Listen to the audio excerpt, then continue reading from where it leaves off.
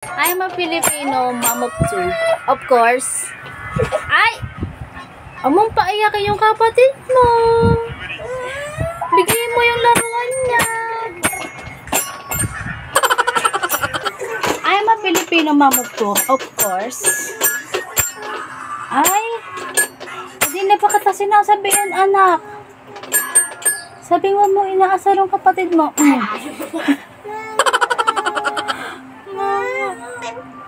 I'm a Filipino mom of two.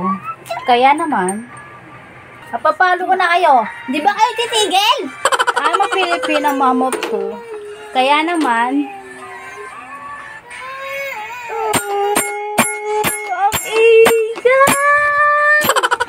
huwag kayo mag-away. Pagmala kayo. Ikaw naman, bigyan mo yung hinihingi ng kapatid mo. Kulit-kulit mo din. Laruan niya yan eh.